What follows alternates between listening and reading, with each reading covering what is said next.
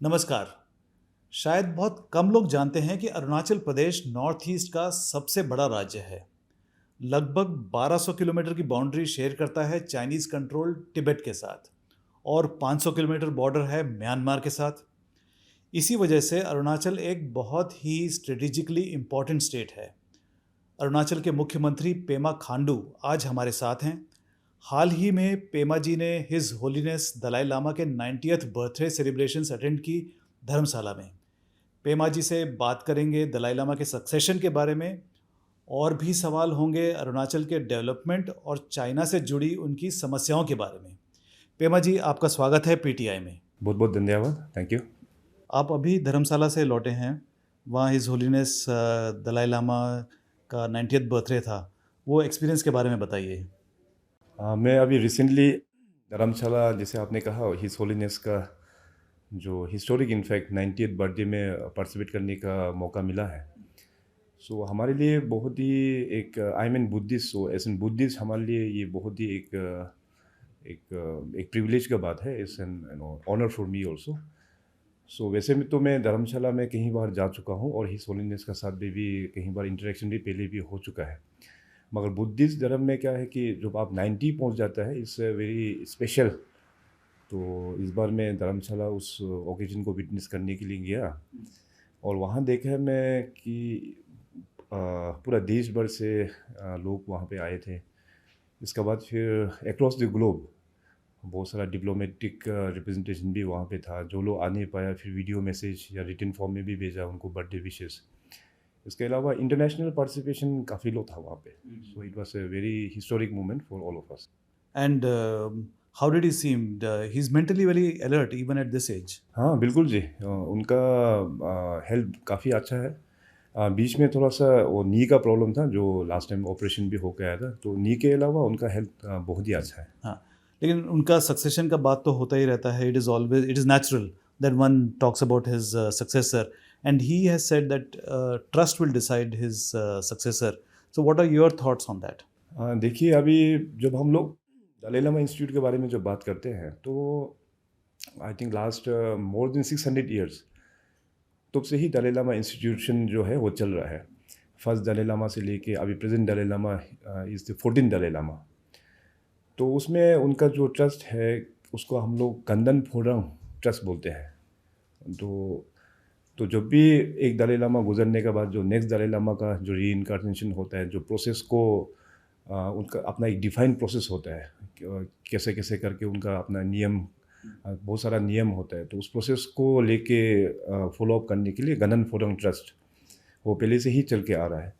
तो हम लोगों के लिए ये नया बात नहीं है कि गनन फोरंग ट्रस्ट इस बार से करेगा, ऐसे नहीं। वो पहले से ही चल के आया, इट्स जस्ट इन प्रोसेस।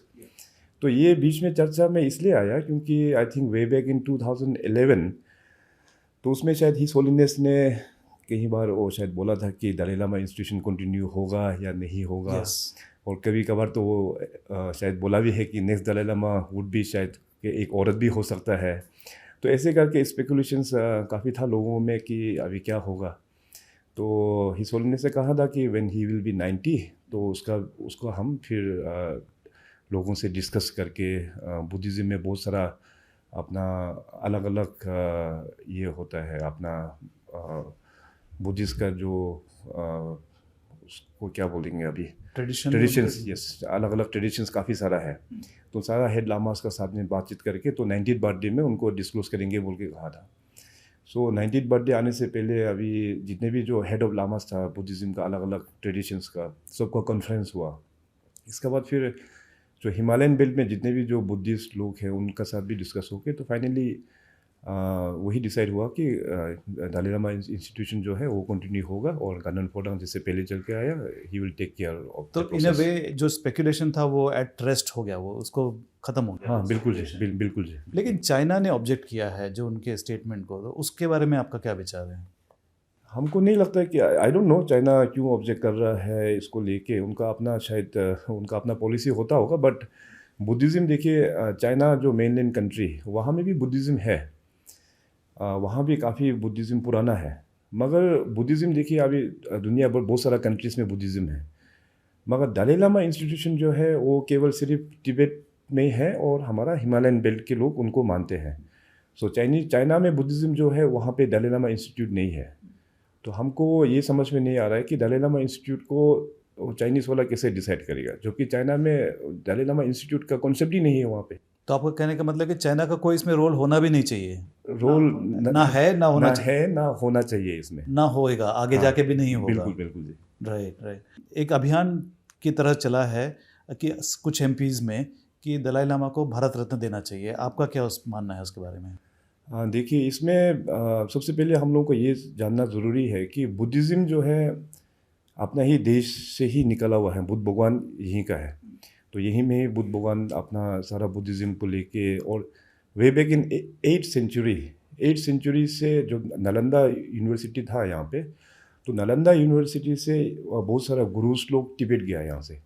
तो तिब्बत जाके उस वक्त में तिब्बत में एक बोन रिलीजन हुआ करता था। तो उस बोन रिलीजन और बुद्धिज़्म को लेके तब जाके दोनों को मिला के तब जाके तिब्बतन बुद्धिज़्म का कॉन्सेप्ट आया। तो बुद्धिज़्म जो है पूरा तिब्बत में फैला। तिब्बतन बुद्धिज़्म का जो कॉन्सेप्ट जो नालंदा से जो लेके गया वहाँ पे, इसके बाद अक्रॉस हिमालयन बेल्ट, और आज का तारीख में आप लद्दाख से लेके टिल अरुणाचल प्रदेश, तो ये सारा चीज़ जो है अपना नालंदा ट्रेडिशन का है, जो 8th सेंचुरी से जो यहाँ से जो किया हुआ है। अभी उस चीज़ को अभी 14 दलाई लामा जब 1950 में जब चाइना वहाँ में अटैक करने का बाद, तो उनका मजबूरी था कि यहाँ इंडिया में आने के लिए। तो 14 दलाई लामा जब इंडिया आने का बाद, तो एक्चुअली नालंदा ट्रेडिशन को बुद्धिज़्म में प्रमोट करने वाला his holiness 14 Dalai Lama, he has played a very vital role. और जितने भी जो उस वक्त में तिब्बत में जो बड़ा बड़ा मोनास्टिक जो सेंटर था, जैसे गंदन, ये अपना गंदन हो गया, सेरा ड्रेबुंग, इसका बाद ग्यूते ग्यूमे निंगमापा का जो अलग ट्रेडिशन है, इसका बाद फिर साक्या का है एक ट्रेडिशन है, इसका बाद फिर कर्मा का एक ट्रेडिशन है। तो जितने भी जो पुराना बुद्धिस्ट ट्रेडिशन जो तिब्बत में हुआ करता था, उन सारा को लेके इंडिया में, खास करके साउथ इंडिया में अलग अलग जगह में उन्होंने इंस्टीट्यूट को बनाया। और मोनास्ट्री वहाँ पे बनने का बाद में हमारा हिमालयन बेल्ट को बहुत फ़ायदा हुआ है। तो हमारे यहाँ से जो मॉन्क्स लोग जाके वहाँ पढ़ाई करते हैं, फिर वापस आके उस चीज़ को अपना ज़मीन अपना अपने अपने जगह में उसको प्रैक्टिस में लेके आते हैं।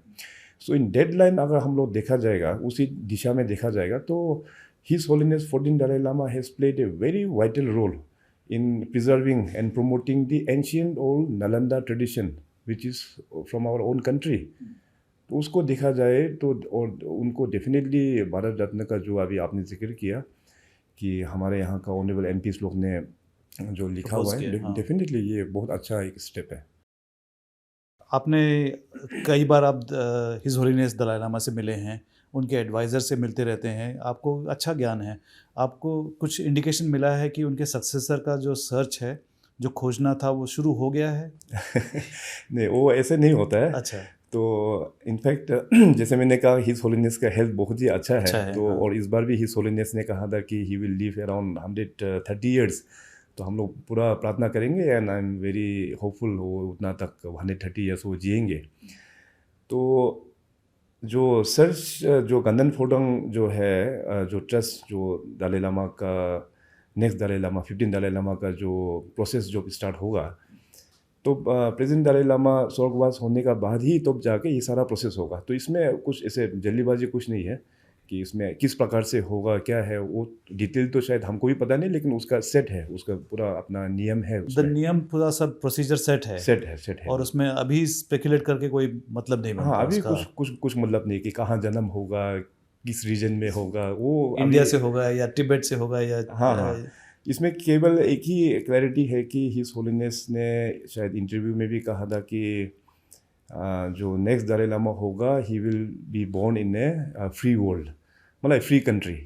That means not in China, anywhere else. या डेफिनेटली नॉट इन चाइना, क्योंकि चाइना तो वहाँ डेमोक्रेसी नहीं है। तो जहाँ में डेमोक्रेसी है अभी, वो कहीं भी हो सकता है दुनिया में जहाँ डेमोक्रेसी है। लेकिन फिर तिब्बत भी तो फ्री वर्ल्ड नहीं है।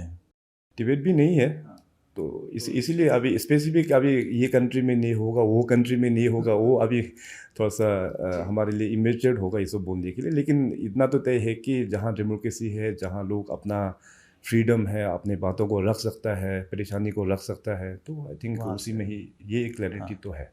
एक आपके स्टेट के बारे में बात करते हैं, अरुणाचल प्रदेश। अरुणाचल प्रदेश और चाइना का बॉर्डर जो है 1200 किलोमीटर है। आप शेयर करते हैं, हम लोग शेयर करते हैं चाइना के सबसे साथ। पहले जोशी साहब आपको मैं करेक्शन करना चाहेगा, we share border with Tibet. Yes, right, with Tibet, yes, 1200 yes, kilometres. 1200 kilometres originally. देखिए आप मैप देखिए, इनफैक्ट इंडिया से कोई भी स्टेट डायरेक्टली चाइना से बॉर्डर शेयर नहीं करता है। We share border with Tibet only. ठीक है, 1950 में चाइना लोग वहाँ आके तिब्बत को ज़बरदस्ती कब्जा किया, वो बात अलग है। सो तो ऑफिशियली यस, तिब्बत अभी चाइना का अंडर में है, that can't be rule out, but originally we share border with Tibet. और अरुणाचल में we share 3 international boundaries with Bhutan approximately 150 kilometres, और तिब्बत के साथ में करीबन 1200 kilometres, which is one of the longest in the country. और ईस्टर्न साइड में Myanmar करीबन 550 किलोमीटर्स के आसपास। So you're a very strategic state, and you had very famously said that it is not 1962 anymore. जो 1962 में हमारा जो war हुआ था चाइना के साथ, वो सिचुएशन नहीं है।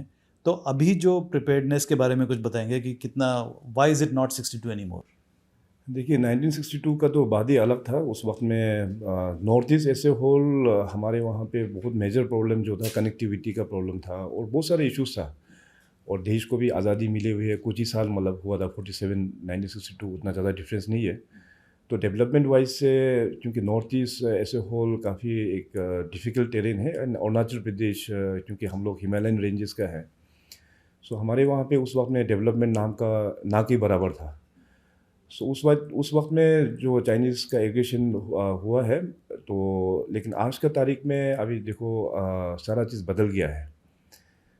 खास करके प्राइम मिनिस्टर नरेंद्र मोदी साहब आने के बाद 2014 ऑनवर्ड्स, और नॉर्थ ईस्ट ऐसे होल देखिए पीएम साहब आने का बाद में सारा डायनामिक्स चेंज हो गया है, not only in Arunachal Pradesh but north east ऐसे होल। पहले नॉर्थ ईस्ट का अपना ही कंट्री में पहचान ये हुआ करता था कि it was known for insurgency, all the negative things. Insurgency के नाम से जाना जाता था, अनएम्प्लॉयमेंट के नाम से जाना जाता था, करप्शन के नाम से जाना जाता था, अंडर डेवलपमेंट के नाम से जाना जाता था। सो 2014 से जब मोदी साहब ने जब टेक ओवर किया, तो उन्होंने सबसे पहले बात तो बहुत क्लियर कट इंस्ट्रक्शंस दिया अपना कैबिनेट कलीग्स को कि हर एक 15 दिन के अंतर्गत कोई ना कोई यूनियन मिनिस्टर्स वहाँ नॉर्थ ईस्ट में जाके टूर करना है, और एक रात बैठना भी है, और अपने डिपार्टमेंट का जो भी विषय है वहाँ के कंसर्न स्टेट के मिनिस्टर और ऑफिसर्स के साथ में बातचीत करके उसको सोल्यूशन लेके आना है। सो 2014 से लेके अभी तक लास्ट 1 डेकेड में इतने यूनियन मिनिस्टर्स का विजिट हुआ नॉर्थ ईस्ट में, और अकेला पीएम साहब मोदी का भी जो विजिट हुआ नॉर्थ ईस्ट में, उसका भी अगर आंकड़ा हम लोग देखा जाए तो आज़ादी के बाद से पंडित नेहरू से लेके जस्ट प्रायर टू मोदी साहब, मनमोहन सिंह साहब तक, जितने भी पंडित नेहरू से लेके मनमोहन सिंह साहब का जो विज़िट को अगर टोटल किया जाए, तो पीएम साहब अकेला, मोदी साहब अकेला ने जो विज़िट किया उसको कंपेयर तक ही नहीं आएगा। सो इसमें काफ़ी डेवलपमेंट हुआ है। और Arunachal state being an strategic state, politically देखा जाएगा तो हमारे पास केवल सिर्फ 2 ही लोकसभा एमपी है। पॉलिटिकली अभी यहाँ पे 540 प्लस एमपीज़ में 2 का तो कुछ नंबर काउंट ही नहीं आएगा। But cutting all the barriers, PM साहब ने कहा है कि North East as a whole 1947 के बाद में जो डिप्राइवेशन हुआ है उसको पूरा सेंट्रल सपोर्ट करना है। सो आज अरुणाचल प्रदेश और पूरा नॉर्थ ईस्ट बहुत डेवलपमेंट हुआ है, पूरा अभी सी चेंज डेवलपमेंट हुआ है वहाँ पे। अरुणाचल का कॉन्टेक्स्ट में अरुणाचल सबसे बड़ा राज्य है पूरे नॉर्थ ईस्ट में, bigger than Assam. Bigger than Assam, और ये शायद बहुत कम लोगों को जानकारी था। लोग सोचते थे कि अरुणाचल बहुत छोटा एक राज्य है, but it is the biggest state in entire north east. तो वहाँ में डेवलपमेंट, और ख़ास करके जो लॉन्गेस्ट बॉर्डर, जो प्रॉब्लमेटिक जो एरिया है वो तिब्बत बॉर्डर वाला, ड्यू टू चाइना, तो उस एरिया को भी डेवलपमेंट करना। वहाँ पे सिक्योरिटी फोर्सेस अपना इंडियन आर्मी है, आईटीबीपी है, तो उन लोगों का इंफ्रास्ट्रक्चर ठीक करना, तो काफ़ी सी चेंज हुआ है वहाँ पे। अभी 1962 में तो बहुत सारा डिस्ट्रिक्ट हेडक्वार्टर तक में भी रोड नहीं था हमारा, तवांग तक में भी रोड नहीं था वहाँ पे। तो अभी 62 का बाद में अभी जो भी लेसन हम लोगों को मिला है, और ख़ास करके लास्ट 10 ईयर्स में जो फोकस जो मिला है, उस लास्ट 10 ईयर्स में ही चेंज हुआ एक्चुअली, जो चेंज हुआ है। अभी आज देखिए अरुणाचल में हमारा जो ट्रांस अरुणाचल हाईवे वो करीबन 1700 किलोमीटर्स का है, वो पूरा बन चुका है। अभी रिसेंटली भारत सरकार और राज्य सरकार हम लोग ने तय किया कि बॉर्डर कनेक्टिविटी को और भी एनहेंस करने के लिए, ताकि बॉर्डर पॉपुलेशन को बेनिफिट मिले और सिक्योरिटी एजेंसीज को बेनिफिट मिले, हमारे वहाँ का टूरिज्म ग्रोथ हो, उसके लिए हम लोग ने फ्रंटियर हाईवे का प्रोजेक्ट को कंसीव किया और इसका पूरा डीपीआर हो गया, अभी टेंडरिंग प्रोसेस में है अभी।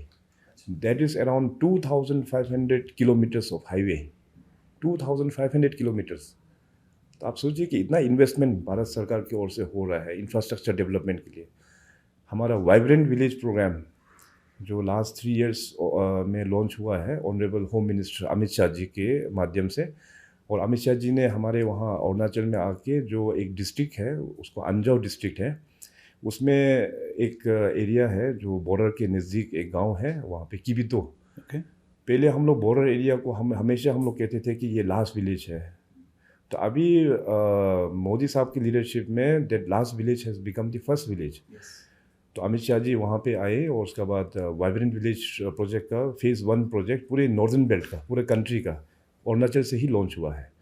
सो लास्ट 3 साल में अभी हमारा बॉर्डर एरियाज में जितने भी जो अनकनेक्टेड जो गांव था, वो सारा अभी कनेक्शन का प्रोजेक्ट अप्रूव हो गया है, काम चल रहा है, कहीं कहीं प्रोजेक्ट कंप्लीट भी हो गया है। ट्रांस अरुणाचल हाईवे कंप्लीट हो चुका है। Yes, trans Arunachal highway is complete. उसमें सेला टनल भी आता है। हाँ, सेला टनल भी आता है उसमें, और that is one of the major infrastructure. उससे क्या फ़ायदा क्या होगा उससे? उससे हमारा सेला टनल में देयर आर 2 टनल्स, और सेला एक रेंज है। तवांग पहुंचने से पहले you have to cross that Sela पहाड़। सेला पहाड़ करीबन 14,000 फीट के लगभग है उसमें। तो वहाँ में पहले वहाँ स्नो फेड एरिया है, विंटर्स में बहुत प्रॉब्लम होता है, स्नो हेवी स्नो हो जाता है और गाड़ी का मूवमेंट। तो इसमें हमारे तवांग डिस्ट्रिक्ट के लोगों को भी काफ़ी परेशानी फेस करना पड़ता है, सिक्योरिटी फोर्सेस को भी काफ़ी परेशानी फेस करना पड़ता है। तो ये टनल होने से काफ़ी सुविधा हो गया। अभी हमारा स्नो के कारण से रोड ब्लॉकेज नहीं होता है। अभी हमारा जो फॉर एग्जांपल नियरेस्ट जो टाउन है आसाम में कॉल तेजपुर, तो तेजपुर से तवांग पहले हम लोग 2 दिन लगता था एक ज़माना में। अभी सेला टनल आने के बाद, हमारे वहाँ हाईवे बनने के बाद में, it just take hardly 7 hours now. Oh, okay. From Tezpur to Tawang. पुराना ज़माने में 2 दिन लगता था जी।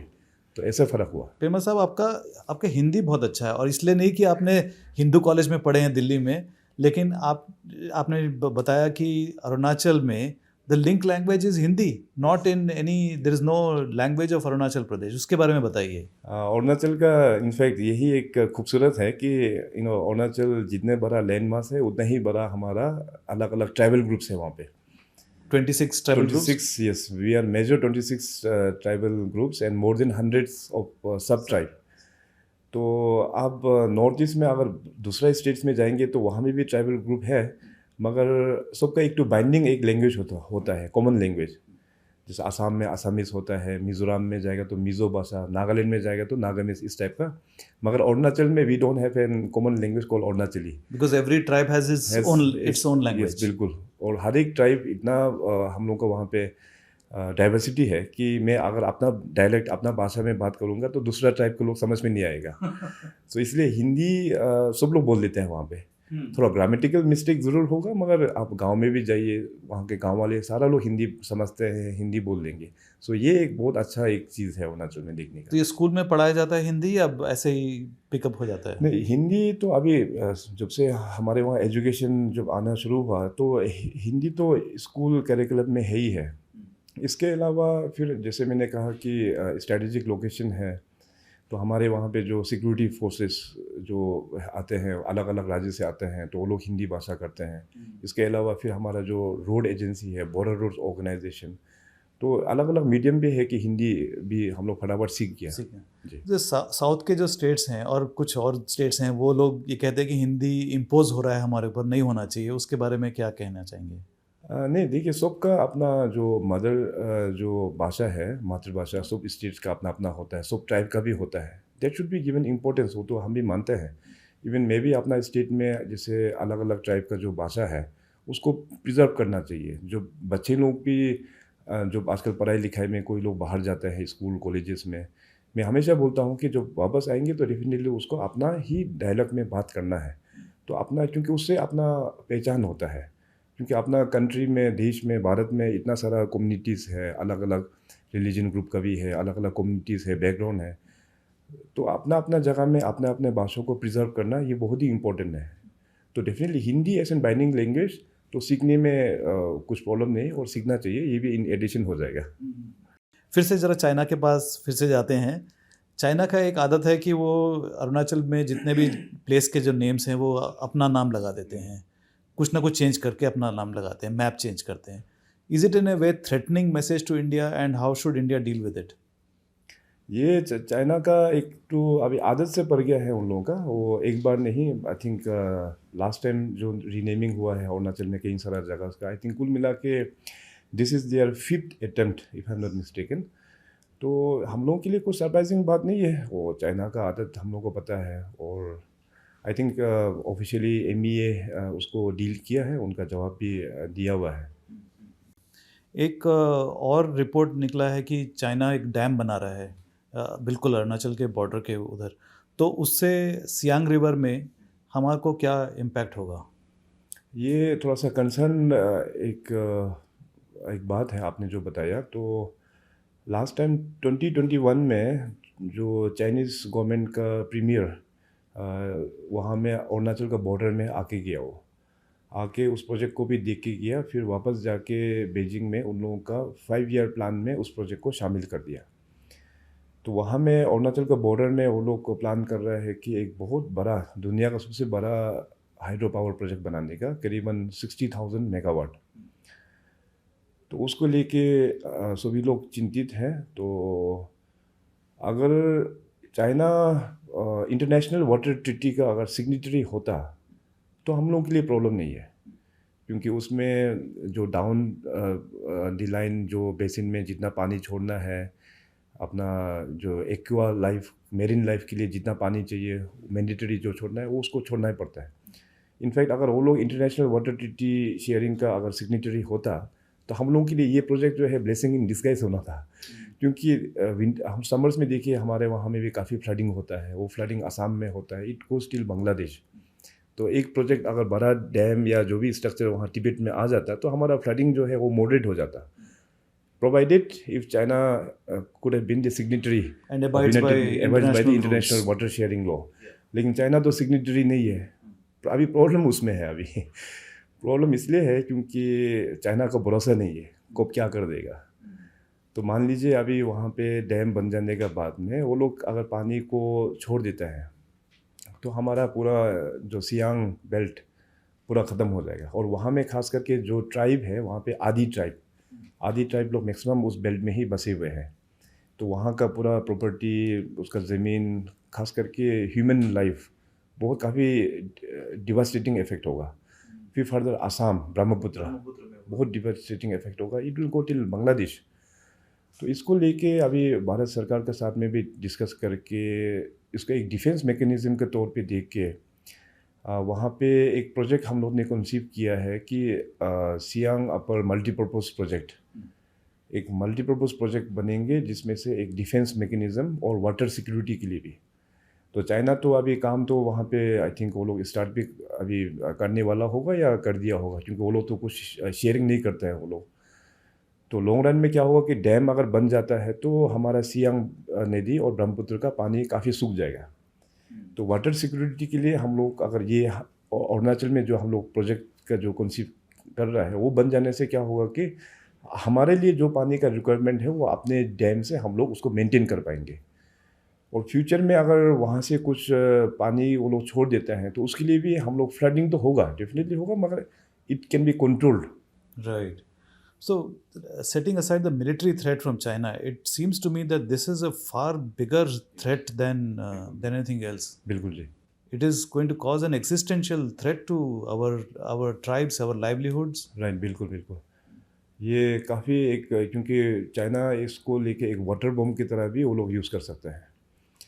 तो इसको चलते अभी वहाँ के जो हमारा आदि जो ट्राइब्स है उनके साथ में भी सरकार हम लोग वहाँ पे डिस्कशन कर रहा है। तो अभी हमारे लेवल में एक मीटिंग बहुत ही जल्दी मैं फिक्स करने वाला हूँ इसका बारे में और भी अवेयरनेस लोगों को देने के लिए। तो हम क्या कर सकते हैं? हम सिर्फ प्रोटेस्ट तो करके बैठ नहीं सकते, क्योंकि चाइना तो सुनेगा नहीं। उनको परसुएड करने के लिए क्या करना पड़ेगा फिर? अभी चाइना को कौन समझाएगा? तो चाइना को तो हम लोग समझा नहीं पाएंगे। तो उससे अच्छा तो हम लोगों का अपना डिफेंस मैकेनिज्म जो अपना तैयारी हम लोग को करना चाहिए। तो उसके लिए हम लोग पूरे अभी लगे हुए हैं एंड आई एम ऑप्टिमिस्ट कि लोग भी इसमें साथ देंगे। So the water bomb is ticking, the time is yes, running out for us. बिल्कुल बिल्कुल जी। ऑपरेशन सिंदूर के बाद में एक बात उभर के आई थी। हमारे जनरल्स ने भी कहा कि China was supporting Pakistan in all it's military operations. Is there some disquiet or some concern that it could have an impact on Arunachal also? I mean, because they have tested their weapons in Pakistan. तो यहाँ पर is it for use in Arunachal maybe? Operation Sindoor के बाद में obviously क्योंकि हम लोगों को तैयारी तो हम लोगों को पूरा करना है और आर्मी की ओर से सारा तैयार है अरुणाचल प्रदेश में। जितने भी जो हमारा जो बॉर्डर्स में तिब्बत के साथ में जो सेंसिटिव बॉर्डर्स जहाँ जहाँ है वहाँ पे मैन पावर का जो तैनात जो करना है वो ऑलरेडी आर्मी की ओर से सारा तैनात है वहाँ पे। तो ऑपरेशन सिंदूर के बाद में अरुणाचल को लेके चाइना की ओर से ज़्यादा मेजर ग्राउंड में अभी तक कुछ हरकत तो हुआ नहीं है। मगर अगर होता भी है तो हमारे अपना आर्म फोर्सेस हमेशा तैनात है वहाँ पे। हमारे अरुणाचल के जो रेसिडेंट्स हैं उनमें ज़रा एंग्जाइटी रहता होगा कि चाइना इतना बिल्कुल आर्मी इतना पास में है और ऑपरेशन सिंदूर हुआ, पता चल गया उनका इंटेंशंस क्या है, कभी भी कुछ भी कर सकते हैं। कुछ एंग्जाइटी रहता है? उतना एंग्जाइटी तो नहीं है वहाँ पे क्योंकि हकीकत तो ये है कि हम लोग को पहले से मान चुका है कि हम China is not our friendly neighbour as of now. तो mentally we are all prepared. Okay. I want to ask you about the two youths who went missing from Anjaw district. उनका अभी तक कुछ पता नहीं चला है। 3 साल हो गया। कुछ आपको कुछ और खबर है, कहाँ है? इसको लेके देखिए अभी हमारे वहाँ जो तिब्बत के साथ में जो बॉर्डर है क्योंकि वो फेंस्ड बॉर्डर नहीं है। हाँ। वो वाटरशेड प्रिंसिपल में ही वो जो मैकमोहन लाइन है तो उसको चलते हुए अभी कभी कभार क्या होता है कि वहाँ पे मानसून्स में बारिश काफ़ी होता है और फोगी होता है और मैक्सिमम ये लोग पूरा ग्रेजर्स लोग ही होता है या ग्रेजर्स होगा या मिथुन का। तो ग्रेजर्स लोग होते हैं कभी कभार वो लोग गलती से बॉर्डर क्रॉस भी कर जाता है और कभी कभी चाइनीज़ वाला लोग भी यहाँ पे गलती से बॉर्डर क्रॉस करके भी आ जाता है। तो ये जो दो पर्टिकुलर अंजो डिस्ट्रिक्ट का जो लड़के आपने जो मेंशन किया है इसको लेके ऑलरेडी हमारे ओर से राज्य सरकार की ओर से भारत सरकार को ऑलरेडी टेकअप किया हुआ है और डिफेंस मिनिस्ट्री और अपना एक्सटर्नल अफेयर्स मिनिस्ट्री यहाँ से चाइना को भी वो लोग टच में है। तो फिलहाल अभी तक कुछ कॉन्क्रीट वहाँ से कुछ खबर तो अभी तक आया नहीं है। बाकी इंडियन जो स्टेट्स से जो लोग हैं वो जब टूरिज़्म के बारे में सोचते हैं तो कश्मीर सोचते थे, अभी थोड़ा कम हुआ है, लेकिन कश्मीर है, उत्तराखंड है, हिमाचल है, या फिर साउथ में जाते हैं। नॉर्थ ईस्ट में इतना जाते नहीं हैं। तो अरुणाचल क्या कर रहा है उसको प्रमोट करने के लिए? ओवर द इयर्स अरुणाचल में अभी टूरिज़्म का ग्राफ काफ़ी अच्छा से बढ़ रहा है। हमारे वहाँ पे फुटफॉल्स काफ़ी अच्छा बढ़ रहा है वहाँ पे। अरुणाचल क्योंकि मैं खुद ही वहाँ का हूँ और मैं हमेशा 6 महीना हमेशा मैं अरुणाचल के अंदर ही मैं टूर करते रहता हूँ। लोगों से भी मिलना जुलना भी हो जाता है, डेवलपमेंट का भी रिव्यू हो जाता है और ये बहुत ही सुंदर है अरुणाचल प्रदेश, काफ़ी सुंदर है। तो इसको लेके अभी इंफ्रास्ट्रक्चर पहले मैंने जैसे बताया कि पहले कम्युनिकेशंस नहीं होने के कारण से लोगों को उतना आता नहीं था। तो आज हमारा दूर दराज डिस्ट्रिक्ट्स में भी देखिए हाईवे पहुंच चुका है। अभी रिसेंटली पूरे ट्रांस अरुणाचल जो रोड मैंने मेंशन किया वहाँ में पूरा सुपर कार्स का वहाँ पे वो लोग आए, वहाँ पे वो लोग ड्राइव के लिए आते हैं। ये सुपर कार्स का एक तो एनुअल इवेंट है। जितने भी जो कंट्री में जो सुपर कार्स का जो अपना एसोसिएशन है so they come for the ride in Arunachal Pradesh. तो उससे आप इंडिकेट कर सकते हैं कि रोड्स कितने अच्छे बन गए हैं वहाँ पे। हाँ। सो टूरिज्म आने वाला दिनों में अभी हमारे वहाँ के जो एंटरप्रेनर्स है वो लोग भी होटल में इन्वेस्टमेंट कर रहे हैं, होम स्टेज अच्छे अच्छे बन रहे हैं। बड़े चेन होटल चेन कर रहे हैं, आ रहे हैं। जी वहाँ जैसे ITC हो गया, ताज हो गया। हाँ, वहाँ पे अभी ताज का ऑलरेडी आ चुका है। अभी ईटानगर एरिया में भी ताज का ऑलरेडी वहाँ पे चल रहा है वहाँ पे। एंड ईटानगर में ऑल वेदर एयरपोर्ट है, तो वाइड बॉडीड नहीं, सिंगल आइल प्लेन्स, एयरबस बोइंग लैंड होते हैं। बिल्कुल जी। और वहाँ से हाईवे आप बोल रहे हैं। हाँ। तो ये जितना भी जो डेवलपमेंट हुआ है लास्ट 1 डिकेड में हुआ है ये। अरुणाचल में पहले रेलवे नहीं था वहाँ पे, एयरपोर्ट तो आप भूल ही जाइए। तो ये रिकॉर्ड टाइम में बना है। ईटानगर का जो एयरपोर्ट है वो 3 साल के अंतर्गत में बना दिया हम लोग ने। एक कंसर्न लोगों में ये भी रहता है, बाकी स्टेट्स, इंडियन स्टेट्स के लोगों में, कि Arunachal is a insurgency hit state, वो क्योंकि वो आपके म्यांमार का बॉर्डर है और चाइना है, तो वो जो नोशन है उसको कैसे आप डिस्पेल कैसे करेंगे? अब सिचुएशन क्या है बॉर्डर पे, बाकी दूसरे बॉर्डर पे क्या सिचुएशन है? इनफैक्ट अरुणाचल में जिसे होम ग्रोन इंसर्जेंसी जो मतलब हाँ। अरुणाचल इज ओनली स्टेट कि आपने वहाँ पे इंसर्जेंसी नहीं है, वहाँ पे होम ग्रोन नहीं है वहाँ पे। पहले थोड़ा बहुत ईस्टर्न साइड में जो नागालैंड और म्यांमार बॉर्डर में 3 डिस्ट्रिक्ट है वहाँ पे, तिरप, चांगलांग, लोंगडिंग, वहाँ पे थोड़ा बहुत प्रॉब्लम हुआ करता था। मगर अभी लास्ट कई सालों से वहाँ भी पूरा शांत है, कुछ प्रॉब्लम नहीं है वहाँ पे। सो इंसर्जेंसी का वहाँ पे उतना ज़्यादा इम्पैक्ट नहीं है, क्योंकि जिस प्रकार से भारत सरकार जो इंसर्जेंसी ग्रुप को, जैसे मैंने पहले आपको बताया कि नॉर्थ ईस्ट में पहले तो बहुत सारा इंसर्जेंसी ग्रुप हुआ करता था। आसाम में ही देखिए कितना इंसर्जेंसी ग्रुप था।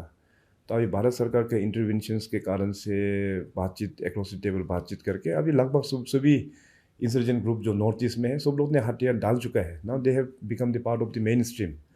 तो अरुणाचल में तो पहले से ही इंसर्जेंसी था ही नहीं वहाँ पे, तो जो भी था दूसरा स्टेट से ही थोड़ा बहुत इफेक्टेड था, लेकिन वो भी अभी पूरा ठीक है अभी। तो आप मतलब बाकी सब इंडियंस को ये कहना चाहेंगे कि Arunachal is a peace, very very peaceful बिल्कुल and a बिल्कुल। very beautiful state, yes yes. and it is ready to welcome tourists. Right right. Arunachal Pradesh is known for the rich biodiversity, one of the richest state of our country biodiversity में। और वहाँ का forest coverage देखिए, we have around 80% of forest coverage. 80% of the 80 state is covered by forest. Yes 80%। और वहाँ का valleys देखिए बहुत ही सुंदर है। तो अरुणाचल तो I think we are blessed to be born in such a beautiful state.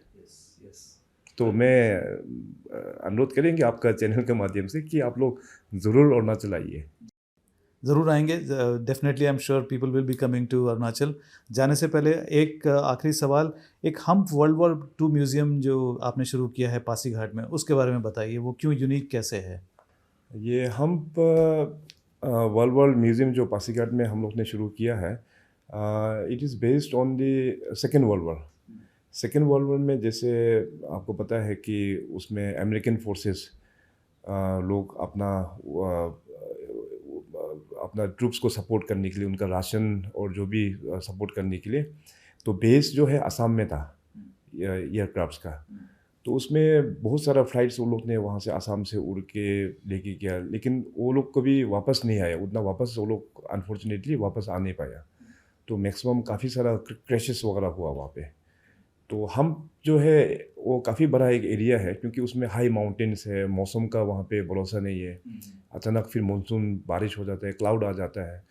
सो उस कारण से काफ़ी सारा प्लेन्स जो एयरक्राफ्ट वहाँ पे क्रैश हुआ है। तो उसको चलते क्योंकि अमेरिकन्स में एक चीज़ ये अच्छा है कि ह्यूमन लाइफ का काफ़ी वो लोग इम्पोर्टेंट वैल्यू देते हैं वो लोग। और ख़ास करके मॉर्टल रिमेन्स मिल जाता तो पूरा फैमिली आके उसको श्रद्धांजलि अर्पित करते हैं। तो it's a very emotional concern for the Americans. तो हम लोग ने वहाँ पे अपना एक एजेंसी है, उनके साथ में बात करके जो एयरक्राफ्ट का रिमेन्स वगैरह हो गया, इसके बाद जो मॉर्टल रिमेन्स जो जितने भी जो था उसको भी यूएस का जो एमएससी के साथ में टाई अप करके, इवन मॉर्टल रिमेन्स को भी हम लोग ने कई सारा अमेरिका भी हम लोग ने भेजा है। तो जितने भी जो एयरक्राफ्ट का जो पार्ट्स वगैरह को लेके वहाँ एक पासीघाट में एक म्यूज़ियम बनाया है। तो इसमें काफ़ी अमेरिकन्स लोग आते हैं उसको देखने के लिए। पेमा जी, बहुत बहुत धन्यवाद, इतने विस्तार में से आपने हमसे बात किया। Thank you so much for coming to thank PTI. You, बहुत बहुत धन्यवाद जी। Thank you.